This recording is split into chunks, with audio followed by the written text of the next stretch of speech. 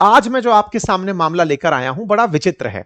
विचित्र यह है कि सरकार का ये जो मसला चल रहा है, जिसमें कहा जा रहा है कि सरकार ने E20 जो रोल आउट किया, मतलब अक्सर आप एक डिबेट सुनते हुए मिल जाएंगे। अब जब बीजेपी स्पोक पर्सन को सुनेंगे तो वो एक लाइन कहते मिलेंगे कि यह काम हमने नहीं किया, कांग्रेस के काम कालखंड में ही यह सब काम पहले हो चुका था। 2003 के अंदर ही 5% इथेनॉल ब्लेंडिंग हो चुकी थी। इस प्रकार के आपको जवाब देते हुए मिल जाएंगे। न्यू प्रोक्योरमेंट पॉलिसी 2013 में ही आ चुकी थी सरकार ने। हालांकि वास्तविकता यह है कि जब से एनडीए गवर्नमेंट बनी, उन्होंने इस काम को बहुत तेजी से चलाया। 2022 में रोड मैप आया, उसके बाद में commercial roll out E20 patrols का होना शुरू हुआ 2023 में। 23-24 के अंदर इसका रैपिड एक्सपेंशन हुआ। 25 के अंदर गवर्नमेंट ने नेशन वाइड टारगेट दे दिया कि 20% इथेनॉल मिलाया जाएगा। देखिए, यहां पर एक तथ्यात्मक जानकारी आपको पता होना बहुत ज्यादा जरूरी है। भ्रामक तरीके से इस बात के साथ बहस की जा सकती है, लेकिन कुछ तथ्य भी पता हो। तथ्य यह कि वास्तविकता है कि दुनिया के बहुत से देश इथेनॉल का इस्तेमाल कर रहे हैं। ब्राजील ऑलरेडी इथेनॉल मिला हुआ पेट्रोल बेचता है, और वो आज से नहीं 1970 से चल रहा है। अमेरिका में भी जो भी पेट्रोल मिलता है वो E10 ही है, ऑलरेडी 10% इथेनॉल मिला हुआ है। फ्रांस और थाईलैंड में भी यही सब चल रहा है, यह सच है। इसके पीछे का तर्क यह दिया जाता है कि इस तरह के फ्यूल में पॉल्यूशन कम होता है, इंपोर्ट कम करना पड़ता है, क्योंकि इथेनॉल की जरूरत, पेट्रोल की जरूरत कम पड़ेगी, आप इथेनॉल खुद से मिला लेते हैं। फाइनली आपको कम बजट बनता है। और सबसे बड़ी बात, इथेनॉल चूंकि किसानों के उत्पादन से, किसानों की फसलों से होता है, तो इससे किसानों को फायदा होता है। ये तर्क दिए जाते हैं। दिक्कत यहां पर नहीं है। दिक्कत असली कहां पर है कि आपने इथेनॉल का जो रोल आउट प्रोग्राम देखा ना अभी, कि 2022 में आप रोड मैप लॉन्च करते हैं, 2025 में नेशन वाइड अप्लाई कर देते हैं।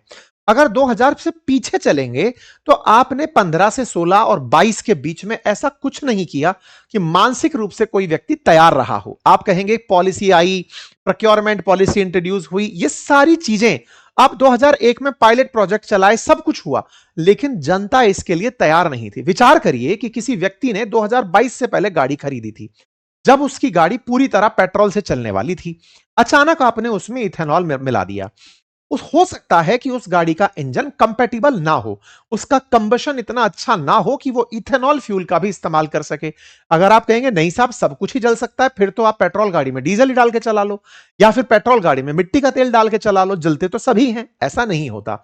हर फ्यूल की अपनी कैलोरीफिक वैल्यू होती है, और उसके लिए एक अलग प्रकार का कंबशन इंजन प्लान किया जाता है। उसके अंदर कितनी का ऑक्सीजन मिलाई जाएगी, ये प्लानिंग का पार्ट होता है।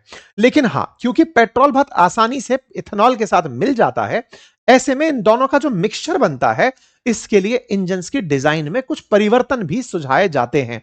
वो परिवर्तन 2025 तक जिन्होंने नई गाड़ी खरीदी समझ में आया, पाई से पहले वाले जो लोग हैं वो शिकायत करते देखे जा रहे हैं। सरकार तर्क देती है कि वहां तो 2007 से हो रहा है, 1970 से हो रहा है, तमाम चीजें, लेकिन इन सब में जो क्वेश्चन है वो वहीं की वहीं छिपा हुआ है। खैर, इस बारे में जब सुप्रीम कोर्ट से यह बात कही गई तो सुप्रीम कोर्ट ने जनता की बात तो सुनने से इनकार कर दिया। अब आते हैं हम असल मुद्दे पर कि यह नेशन वाइड मुद्दा बना कैसे, ताजा ताजा अचानक ये बाहर वापस से कैसे आ गया। इथेनॉल का मामला तो बहुत दिन से चल रहा था। कहानी के पीछे किरदार हैं, उन किरदारों को अब इंट्रोड्यूस कराने का समय आ गया है। कहानी कुछ इस प्रकार से है। अब इस हेडलाइन पर नजर डालिए। यह 30 जून की द हिंदू की खबर है, जिसमें सुप्रीम कोर्ट के द्वारा हाई कोर्ट, जो कर्नाटका हाई कोर्ट है, उसके आदेश पर स्थगन लगा दिया गया, स्टे दे दिया गया कि नहीं, आपकी चीज लागू नहीं होगी। और इसके आगे अगर आप लिखा देखें तो इथेनॉल अलोकेशन प्रोसेस के ऊपर यहां पर कर्नाटका हाई कोर्ट का जो डायरेक्शन था उसका स्टेटस को दे दिया गया। आसान भाषा में, कुछ कर्नाटक हाई कोर्ट ने फैसला दिया होगा, सुप्रीम कोर्ट ने कहा नहीं नहीं नहीं नहीं, आपके फैसले को लागू नहीं करेंगे। अब सवाल यह है कि ऐसा क्या था कर्नाटक हाई कोर्ट का फैसला। आइए अब वहां तक आपको लेकर चलते हैं। तो कहानी कुछ यूं है कि मंगलवार को कर्नाटक हाईकोर्ट का आदेश रोक लगा, जिसमें Bharat petroleum corporation limited BPCL, जो कि भारत की महारत्न कंपनी है, सरकार के मेजर शेयर जिसमें है, उस बीपीसीएल को, यह नाम ध्यान से सुनिएगा, बस यही पर सारी कहानी है, यही कहानी आपको जाननी है। Wimp डिस्लरीज and sugar private limited से इथेनॉल खरीद बढ़ाने पर विचार करने को कहा गया था। क्या बात है इसमें, कौन सी बड़ी बात है? बस पॉइंट को पकड़िए। बीपीसीएल से कहा गया था कि जो विम्प इथेनॉल और शुगर प्राइवेट लिमिटेड कंपनी है, इससे आप ज्यादा इथेनॉल खरीदिए। बीपीसीएल को बोला, तो यह कहानी सरकार की कैसे पहुंच गई, आइए लेकर चलते हैं। सुप्रीम कोर्ट ने आदेश दिया कि नहीं, हाई कोर्ट का जो ये फैसला है मानने की आवश्यकता बीपीसीएल को नहीं है। बीपीसीएल क्या कर रहा है? बीपीसीएल पेट्रोल खरीदता है और इथेनॉल भी खरीदता है और मिक्स करके पेट्रोल पंप्स पर बिकवाता है। बीपीसीएल को आदेश क्यों दिया गया? अब इसके पीछे की कहानी सुनिए। कहानी कुछ इस प्रकार से है कि जब आपने इथेनॉल मिलाना है तो इथेनॉल आएगा कहां से? कोई ना कोई तो शुगर मिल होगी जो इथेनॉल बनाकर आपको देगी। तो शुगर मिल थी एक कर्नाटक के अंदर जिसका नाम था विंप डिस्लरीज एंड शुगर प्राइवेट लिमिटेड। इसके लिए कर्नाटक हाईकोर्ट ने बीपीसीएल को यह कहा कि आप इस डिस्लरी से 9.9 लाख करोड़, ये 9.9 करोड़ लीटर इस प्लांट की उत्पादन क्षमता है इथेनॉल बनाने की, आप उससे 3.92 करोड़ लीटर ही इथेनॉल खरीद रहे हैं। आप इससे ज्यादा इथेनॉल क्यों नहीं खरीद लेते?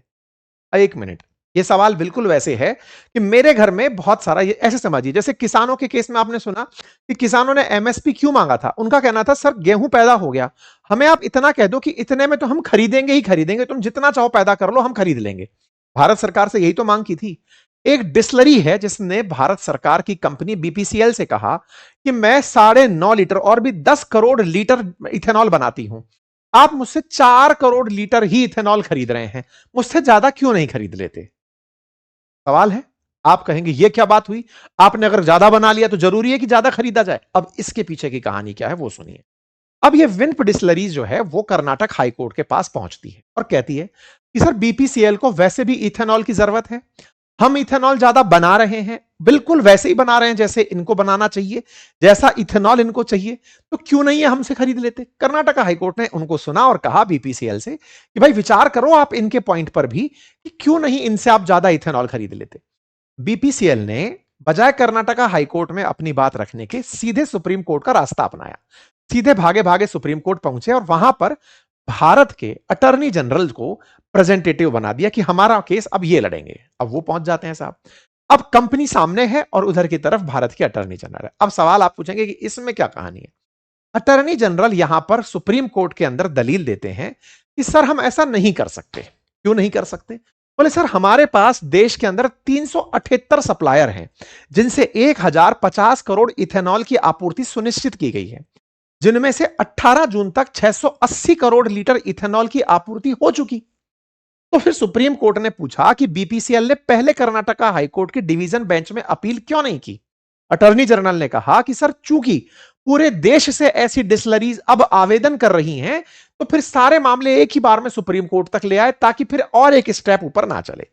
हाईकोर्ट ने कहा क्या था? हाईकोर्ट ने यह कहा था कि भैया ऐसा करिए कि आप long term offtake agreement के तहत प्रायोरिटी दे दीजिए ना कि विल्प को इतना इथेनॉल बेचना है। अब आप पूछेंगे कि नहीं साहब, इसका मतलब कोई मामला ऐसा है जो आपकी और हमारी समझ से परे है। मतलब सीधा सा केस है, इथेनॉल बेचने वाली डिस्लरी पीछे पड़ी है बीपीसीएल के, जो कि भारत सरकार की बड़ी कंपनी है, कि हमसे इथेनॉल खरीद लो। तो क्यों नहीं खरीद लेते इथेनॉल भाई? आइए विम्प के बारे में जानते हैं। असल में विम्प कर्नाटका की डिस्लरी है। इसके दो ऑनर हैं, एक का नाम है विवेक श्रीवरम हब्बर और दूसरे का नाम है श्रीवरम हब्बर। अब आप पूछेंगे इससे क्या मतलब है? ऑनर तो हर कंपनी के होते हैं। अब मतलब लगेगा आपको। मतलब यह है कि बीजेपी एमएलए शिवरम हब्बर सन ज्वाइन कांग्रेस। यह खबर 2024 की है। अब यह क्या कहानी है सर? बीजेपी का एमएलए है, पार्टी ज्वाइन कर ले रहा है कांग्रेस, यह क्या सीन निकला? चलो थोड़ा और पीछे चलते हैं। 2023 में कर्नाटका के इस इलेक्शन होते हैं, असेंबली इलेक्शन होते हैं। बीजेपी हार जाती है, कांग्रेस की सरकार बनती है। बीजेपी के नेता के बेटे ने कांग्रेस ज्वाइन कर ली। बीजेपी का नेता? कौन नेता? इनके पिता। कौन थे? शिवराम हब्बर। और ये कौन थे?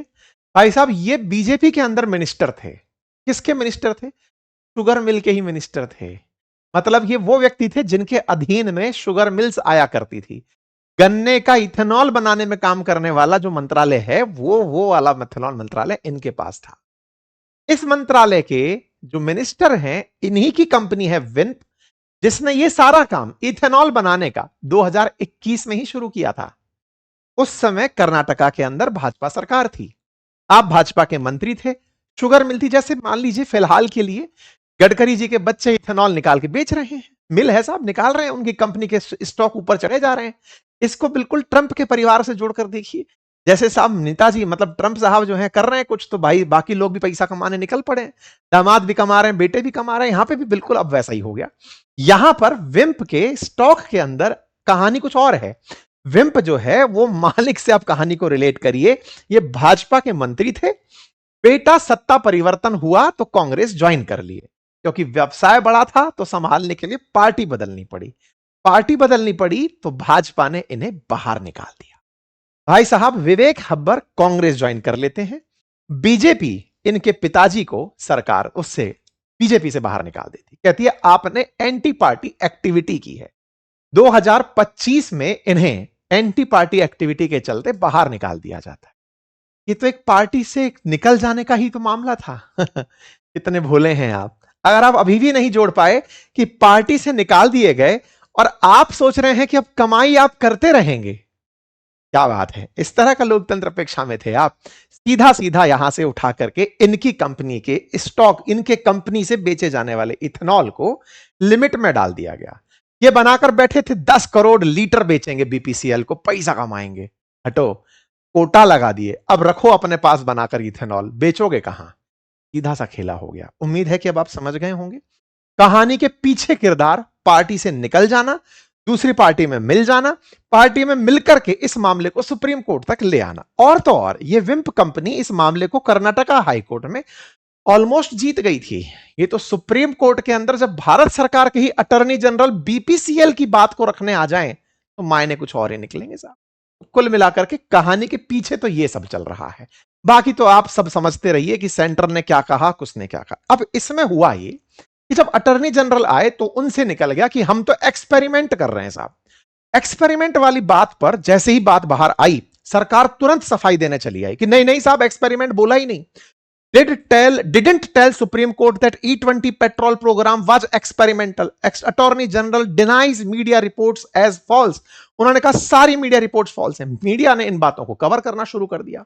बकायदा स्पष्टीकरण तक आ गया कि नहीं, मीडिया रिपोर्ट्स में इस संबंध में हम बता रहे हैं कि यह गलत बात चली है, लेकिन लोगों ने इनकी मीडिया रिपोर्ट्स, लेकिन लोगों ने इस रिकॉर्डिंग को बाहर निकाल लिया। उस रिकॉर्डिंग में यह कहते हुए सुनाई दे रहे हैं,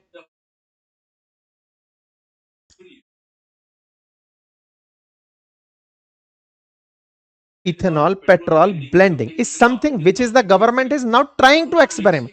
So tomorrow, year October onwards, probably demand will go up.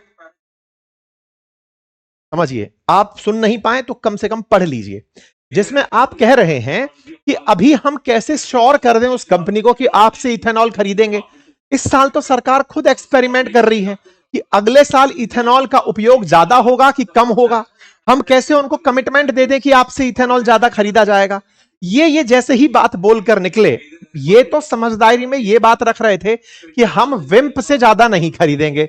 ये तो इस मामले को डिफेंड कर रहे थे और ये कह रहे थे कि E20 के मामले में एक्सपेरिमेंट चल रहा है, मतलब कि क्या E20 भविष्य में भी रहेगा या नहीं। इस बात पर जनता भड़क गई। उम्मीद है कि आप समझ गए। यानी कि एक हल्का सा कम्युनिकेशन गैप और मामला बदल गया। इतना बड़ा मामला कि लोगों ने कहा कि क्या हम चूहे हैं, क्या आम आदमी चूहा है क्या जो आप हम पर प्रयोग कर रहे हैं।